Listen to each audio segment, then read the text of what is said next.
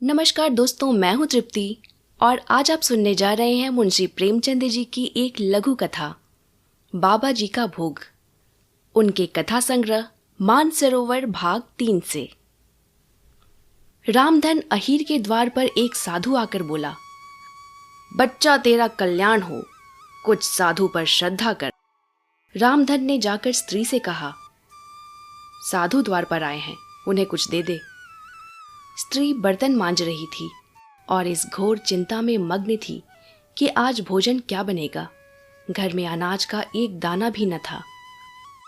चैत का महीना था, किंतु यहाँ दोपहर ही को अंधकार छा गया था। उपज सारी की सारी खलिहान से उठ गई।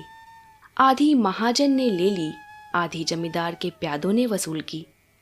भूसा बेचा तो बैल के व्यापारी से गला छूटा। बस थोड़ी सी गांठ अपने हिस्से में आई। उसी को पीट पीट कर एक मन भर दाना निकाला था। किसी तरह चैत का महीना पार हुआ। अब आगे क्या होगा? क्या बैल खाएंगे, क्या घर के प्राणी खाएंगे, यह ईश्वर ही जाने। पर द्वार पर साधु आ गया है, उसे निराश कैसे लौटाएं? अपने दिल में क्या कहेगा? स्त्री ने कहा, क्या दे दूं, कुछ तो रहा नहीं। रामधन, जा देख तो मटके में कुछ आटा वाटा मिल जाए तो ले आ। स्त्री ने कहा, मटके झाड़ पोंछ कर तो कल ही चूल्हा जला था, क्या उसमें बरकत होगी? रामधन, तो मुझसे तो यह ना कहा जाएगा कि बाबा घर में कुछ नहीं है, किसी के घर से मांग ला। स्त्री, जिससे लिया उसे देने की नौबत नहीं आई, अब और किस मुंह से मांगू? रामधन, देवताओं के लिए कुछ अंगोवा तो निकाला है ना, वही ला, दे आऊं।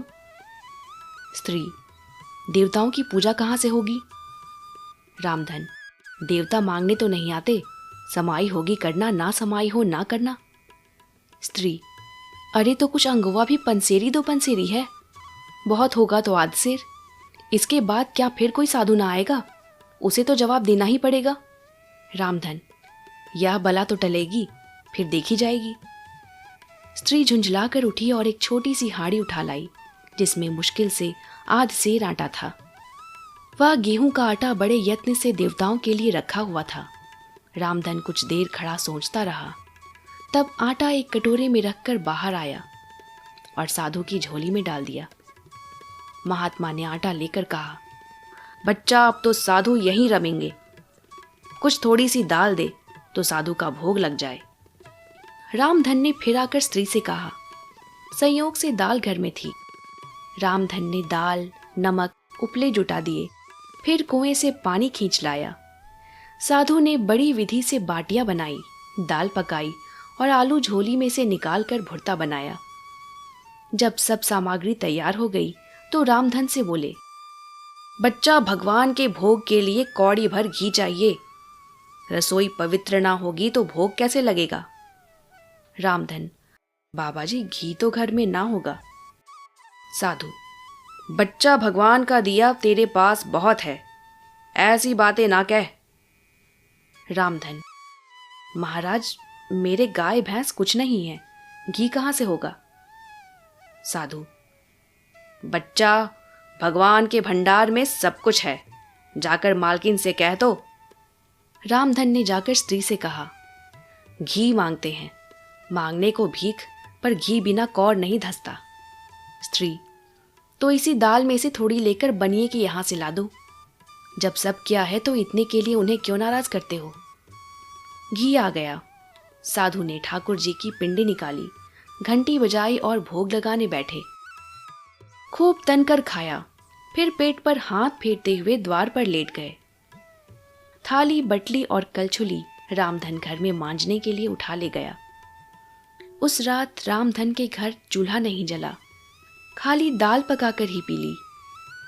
रामधन लेटा तो सोच रहा था, मुझसे तो यही अच्छे। समाप्त। आइए सुनते हैं दूसरी लघु कथा, मोटर के छींटे, मानसरोवर भाग 2 से। क्या नाम की प्रातःकाल स्नान पूजा से निपट, तिलक लगा, पीतांबर पहन, खड़ाऊं पांव में डाल, बगल में पत्रा दबा, हाथ में मोटा सा शत्रु मस्तक भंजन ले, एक जजमान के घर चला। विवाह की साइत विचारनी थी। कम से कम एक कलदार का डौल था, जलपान ऊपर से। और मेरा जलपान मामूली जलपान नहीं है। बाबुओं की तो मुझे निमंत्रित करने की हिम्मत ही नहीं पड़ती। उनका महीने भर का नाश्ता मेरा एक दिन का जलपान है। इस विषय में तो हम अपने सेठों साहूकारों के कायल हैं। ऐसा खिलाते हैं और इतने खुले मन से कि चोला आनंदित हो उठता है। जजमान का दिल देखकर ही मैं उनका निमंत्रण स्वीकार करता हूँ। खिलाते समय किसी ने रोनी सूरत बनाई और मेरी क्षुधा गायब हुई। रोकर किसी ने खिलाया तो क्या, ऐसा भोजन कम से कम मुझे नहीं पचता। जजमान ऐसा चाहिए कि ललकारता जाए, शास्त्री जी एक बालू चाहिए और मैं कहता जाऊं, नहीं जजमान अब नहीं। रात खूब वर्षा हुई थी। सड़क पर जगह जगह पानी जमा था। मैं अपने विचारों में मगन चला जाता था कि एक मोटर छप छप करती हुई निकल गई। मुंह पर छींटे पड़े। जो देखता हूं तो धोती पर मानो किसी ने कीचड़ घोल कर डाल दिया हो। कपड़े भ्रष्ट हुए वह अलग, देह भ्रष्ट हुई वह अलग, आर्थिक क्षति जो हुई वह अलग। अगर मोटर वालों को पकड़ पाता तो ऐसी मरम्मत करता कि वे भी याद करते। मन मसोस कर रह गया। इस वेश में जजमान के घर तो जा नहीं सकता था। अपना घर भी मील भर से कम न था। फिर आने जाने वाले सब मेरी ओर देख देख कर तालियां बजा रहे थे। ऐसी दुर्गति मेरी कभी नहीं हुई थी। अब क्या करोगे मन, घर जाओगे तो पंडिताइन क्या कहेंगी। मैंने चटपट अपने कर्तव्य का निश्चय कर लिया। इधर उधर से 10-12 पत्थर के टुकड़े बटोर लिए और दूसरी मोटर की राह देखने लगा। ब्रह्म तेज सिर पर चढ़ बैठा। अभी 10 मिनट भी ना गुजरे होंगे कि एक मोटर आती हुई दिखाई दी। ओहो, वही मोटर थी। शायद स्वामी को स्टेशन से लेकर लौट रही थी। ज्यों ही समीप आई, मैंने एक पत्थर चलाया, भरपूर जोर लगाकर चलाया। साहब की टोपी उड़कर सड़क के उस बाजू पर गिरी। मोटर की चाल धीमी हुई। मैंने दूसरा फैर किया। खिड़की के शीशे चूर चूर हो गए और एक टुकड़ा साहब बहादुर के गाल में भी लगा। खून बहने लगा। मोटर रुकी और साहब उतरकर मेरी तरफ आए और घूंसा तान कर बोले, सुअर, हम तुमको पुलिस में देगा। इतना सुनना था कि मैंने पोथी पत्रा जमीन पर फेंका और साहब की कमर पकड़कर अड़ंगी लगाई तो कीचड़ में भद से गिरे। मैंने चट सवारी गांठी और गर्दन पर 1-25 रद्दे ताबड़तोड़ जमाए कि साहब चौंधिया गए। इतने में उनकी पत्नी जी उतर आई। ऊंची एड़ी का जूता, रेशमी साड़ी, गालों पर पाउडर, ओठों पर रंग, भवों पर स्याही, मुझे छाते से गोदने लगी। मैंने साहब को छोड़ दिया और डंडा संभालता हुआ बोला, देवी जी आप मर्दों के बीच में ना पड़े, कहीं चोट चपेट आ जाए तो मुझे दुख होगा। साहब ने अवसर पाया तो संभल कर उठे और अपने बूटदार पैरों से मुझे एक ठोकर जमाई। मेरे घुटने में बड़ी चोट लगी। मैंने बौखलाकर डंडा उठा लिया और साहब के पांव में जमा दिया। वह कटे पेड़ की तरह गिरे। मेम साहब छतरी तान कर दौड़ी। मैंने धीरे से उनकी छतरी छीनकर फेंक दी। ड्राइवर अभी तक बैठा था, अब वह भी उतरा और छड़ी लेकर मुझ पर पिल पड़ा। मैंने एक डंडा उसके भी जमाया, लौट गया। 50 आदमी तमाशा देखने जमा हो गए। साहब भूमि पर पड़े पड़े बोले, रास्केल, हम तुमको पुलिस में देगा। मैंने फिर डंडा संभाला और चाहता था कि खोपड़ी पर जमाऊं कि साहब ने हाथ जोड़कर कहा, नहीं नहीं बाबा, हम पुलिस में नहीं जाएगा, माफी दो। मैंने कहा, हाँ पुलिस का नाम न लेना, नहीं तो खोपड़ी रंग दूंगा। बहुत होगा 6 महीने की सजा हो जाएगी, मगर तुम्हारी आदत छुड़ा दूंगा। मोटर चलाते हो तो छींटे उड़ाते चलते हो, मारे घमंड के अंधे हो जाते हो। सामने या बगल में कौन जा रहा है इसका कुछ ध्यान ही नहीं रखते। एक दर्शक ने आलोचना की, अरे साहब, मोटर वाले जानबूझकर छींटे उड़ाते हैं और जब आदमी लथपथ हो जाता है तो सब उसका तमाशा देखते हैं और खूब हंसते हैं। आपने बड़ा अच्छा किया कि एक को ठीक कर दिया। मैंने साहब को ललकार कर कहा, सुनता है कुछ, जनता क्या कहती है। साहब ने उस आदमी की ओर लाल लाल आंखों से देखकर कहा, तुम झूठ बोलता है, बिल्कुल झूठ बोलता है, मैंने डांटा। अभी तुम्हारी हेकड़ी कम नहीं हुई, आऊं फिर दूं एक सोंटा कस के। साहब ने गिगिया कर कहा, अरे नहीं बाबा, सच बोलता है, सच बोलता है, अब तो खुश हुआ। दूसरा दर्शक बोला, अभी जो चाहे कह दे, लेकिन जो ही गाड़ी पर बैठे फिर वही हरकत शुरू कर देंगे। गाड़ी पर बैठते ही सब अपने को नवाब का नाती समझने लगते हैं। दूसरे महाशय बोले, इनसे कहिए थूक कर चाटे। तीसरे सज्जन ने कहा, नहीं, कान पकड़कर उठाइए बैठाइए। चौथा बोला, अरे ड्राइवर को भी, यह सब और बदमाश होते हैं। मालदार आदमी घमंड करे तो एक बात है, तुम किस बात पर अकड़ते हो।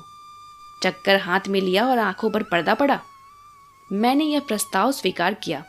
ड्राइवर और मालिक दोनों ही को कान पकड़कर उठाना बैठाना चाहिए। और मेम साहब गिने। सुनो मेम साहब, तुमको गिनना होगा, पूरी 100 बैठकें, एक भी कम नहीं, ज्यादा जितनी चाहिए हो जाए। 2 आदमियों ने साहब का हाथ पकड़कर उठाया, 2 ने ड्राइवर महोदय का। ड्राइवर बेचारे की टांग में चोट थी, फिर भी वह बैठकें लगाने लगा। साहब की अकड़ अभी काफी थी। आप लेट गए और उल जलूल बकने लगे। मैं उस समय रुद्र बना हुआ था। दिल में ठान लिया था कि इसे बिना 100 बैठकें लगवाए ना छोड़ूंगा। 4 आदमियों को हुक्म दिया कि गाड़ी को ढकेलकर सड़क के नीचे गिरा दो। हुक्म की देर थी, 4 की जगह 50 आदमी लिपट गए और गाड़ी को ढकेलने लगे। वह सड़क बहुत ऊंची थी, दोनों तरफ की जमीन नीची। गाड़ी नीचे गिरती और टूट टाट कर ढेर हो जाती। गाड़ी सड़क के किनारे पहुंच चुकी थी कि साहब चीख कर उठ खड़े हुए और बोले, बाबा गाड़ी को मत तोड़ो, हम उठे बैठेगा। मैंने आदमियों को अलग हट जाने का हुक्म दिया, मगर सबों को एक दिल लगी मिल गई थी। किसी ने मेरी ओर ध्यान न दिया, लेकिन जब मैं डंडा लेकर उनकी ओर दौड़ा तब सब गाड़ी छोड़कर भागे और साहब ने आंखें बंद करके बैठकें लगानी शुरू की। मैंने 10 बैठकों के बाद मेम साहब से पूछा, कितनी बैठकें हुई? मेम साहब ने रौब से जवाब दिया, हम नहीं गिनता। तो इस तरह साहब दिन भर कांपते रहेंगे और मैं ना छोड़ूंगा। अगर उनको कुशल से घर ले जाना चाहती हो तो बैठकें गिन दो, मैं उनको रिहा कर दूंगा। साहब ने देखा कि बिना दंड भोगे जान ना बचेगी तो बैठकें लगाने लगे। 1, 2, 3, 4, 5। सहसा एक दूसरी मोटर आती दिखाई दी। साहब ने देखा और नाक रगड़ कर बोले, पंडित जी आप मेरा बाप है, मुझ पर दया करो। अब हम किसी मोटर पर ना बैठेगा। मुझे भी दया आ गई। बोला, नहीं, मोटर पर बैठने से मैं नहीं रोकता, इतना ही कहता हूं कि मोटर पर बैठकर भी आदमियों को आदमी समझो। दूसरी गाड़ी तेज चली आती थी। मैंने इशारा किया। सब आदमियों ने 2-2 पत्थर उठा लिए। उस गाड़ी का मालिक स्वयं ड्राइव कर रहा था। गाड़ी धीमी करके सीधे से सड़क जाना चाहता था कि मैंने बढ़कर उसके दोनों कान पकड़े और खूब जोर से हिलाकर और दोनों गालों पर एक एक पड़ाका देकर बोला, गाड़ी से छींटा न उड़ाया करो, समझे? चुपके से चले जाओ। यह महोदय बकझक तो कर रहे थे, मगर 100 आदमियों को पत्थर लिए खड़ा देखा तो बिना कान पूछ डुलाए चलते हुए। उनके जाने की 1 ही मिनट बाद दूसरी गाड़ी आई। मैंने 50 आदमियों को राह रोक लेने का हुक्म दिया। गाड़ी रुक गई। मैंने उन्हें भी 4 पड़ाके देकर विदा किया, मगर यह बेचारे भले आदमी थे, मजे से चांटे खाकर चलते हुए। सहसा एक आदमी ने कहा, पुलिस आ रही है, और सब के सब हुर हो गए। मैं भी सड़क के नीचे उतर गया और गली में घुसकर गायब हो गया। समाप्त। दोस्तों, अगर आपको ये कहानी पसंद आई तो इसे लाइक और शेयर करना ना भूलें। कहानी पर अपनी प्रतिक्रिया आप मुझे कमेंट बॉक्स में बता सकते हैं। अगर अब तक आपने इस चैनल को सब्सक्राइब नहीं किया तो इसे प्लीज सब्सक्राइब कीजिए। मिलते हैं अगले वीडियो में एक और अनमोल कहानी के साथ।